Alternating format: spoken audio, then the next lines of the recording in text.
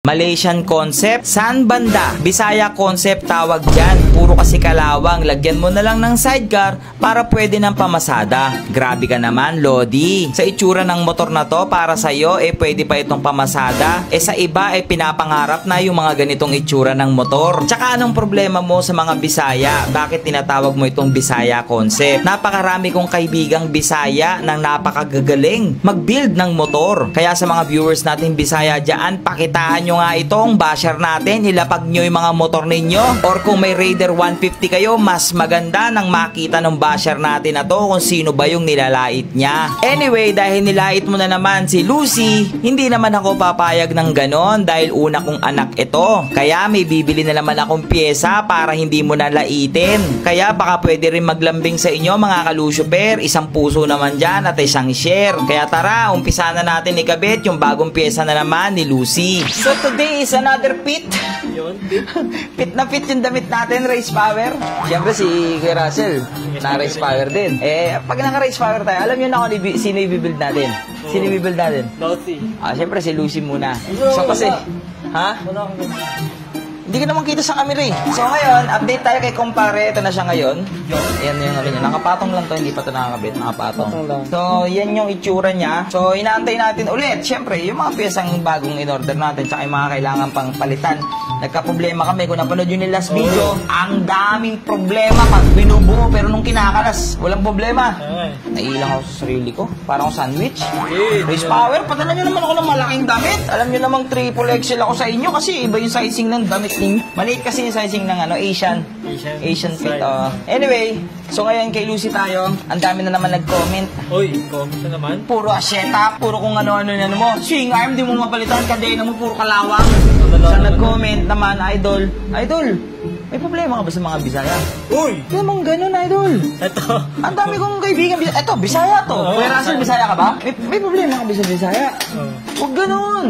Hindi-discriminate ka mga Bisaya Pag pinakitaan ka ng mga build nun So ngayon, mag-upgrade tayo dahil nilait mo yung mga Bisaya. Ako, di ko nilalait mga Bisaya. Kasi Bisaya ka rin Mutaru. Ay, yung pinabas mo, wala. Mutaru, ha?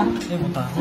Sa pagkakataon na ito, hindi race power yung gagamitin nating swing arm, kundi Mutaru. Huwag kayong maingay isa lang ang may-ari ng race power and Mutaru. Atin-atin lang yon. Siyempre, pag nagpalit ka ng swing arm, nilait mo yung kadena ko. Pakita mo yung kadena natin. Kuya Russell, nilalait yung kadena ko Hindi, kalait-lahit naman talaga. Tingnan mo kasi yung tsura niya.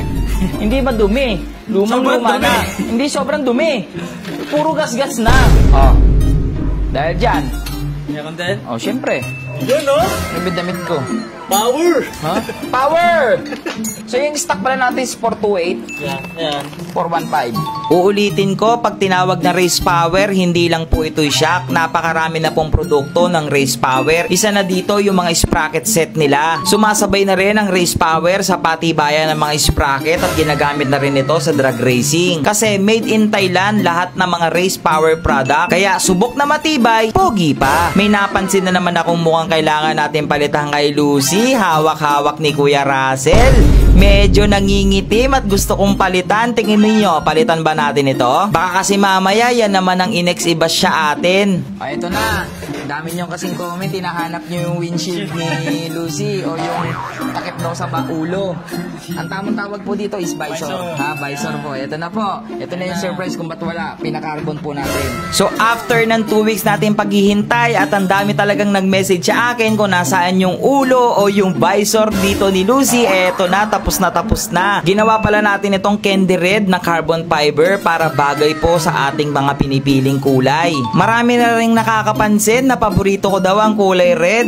Mukhang hindi ko naman paborito. Tingin nyo ba paborito ko yung kulay red? Syempre dahil po made in race power build itong si Lucy, hindi mawawala dito yung sticker ni race power. So habang kinakabit dito yung ating swing arm, napapaisip na lang talaga ako na totoo talaga minsan yung law of attraction. Kasi way back many years, itong Raider natin na si Lucy pang-anim ko na po na personal na motor. Fan po talaga ako ng Raider 150 150. 2011 po nung nagkaroon ako ng una kong Raider 150. Ito yung Raider 150 first gen na 2006. Dahil hindi pa stable yung buhay natin dati, na ibebenta natin yung mga nabibili kong motor dati. Hanggang sa napipilitan akong maibalik ulit sa Raider 150 pero hindi po kinakaya minsan kaya naibebenta na naman. Kaya ngayon na meron tayong Raider 150 Carb at Raider 150 Fi, pipilitin ko talaga na wag na pong maibenta itong dalawang unit na to.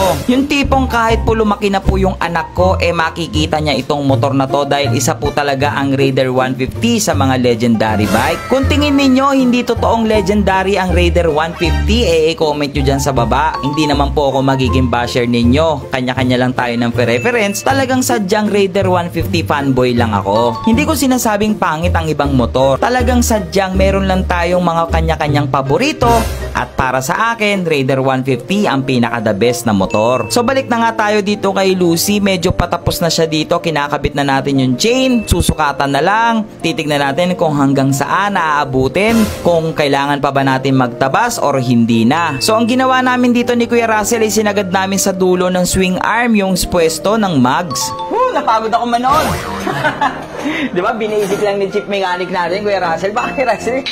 Naka-race power, kaya mabilis eh. Halos ilang minuto lang ginawa ni Kuya Russell. O, para mas makita nyo muna, parang please naman, wag nyo nang laitin si Lucy. Tama na. Ha? Nagagalit si kumpare. Ay, si kumpare yung nagagalit. Lagi may pagtatanggol ang kapatid mo, ha? Si Lucy. Lahat ng umaaway sa kay Lucy, ikaw ang tatapat ko, ha?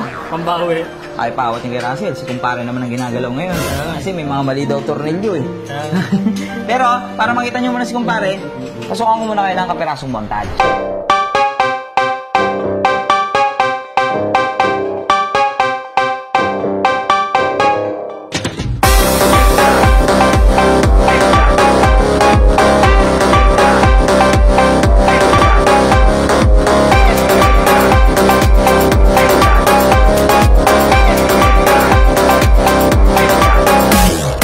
Maliligo na muna din ako. Tapos guys, comment naman kayo ano pang suggestion kay kumpare. Ayan, panoorin nyo yung montage natin. Ano pa yung masasuggest nyo? Tingnan nyo yung pang daily natin, pamalengke natin. Hindi ko ina-expect na gaganda ng ganito. Ano yun ha? Yung pang concept. Isuhan nyo nga ito mga ka-Lucifer kung gusto nyo bang pag nag-show si kumpare, kasama si Lucy. Puti ko, usapan, daily na pang show pa rin. Pero sige, pag marami tong puso, sasama ko sa show to.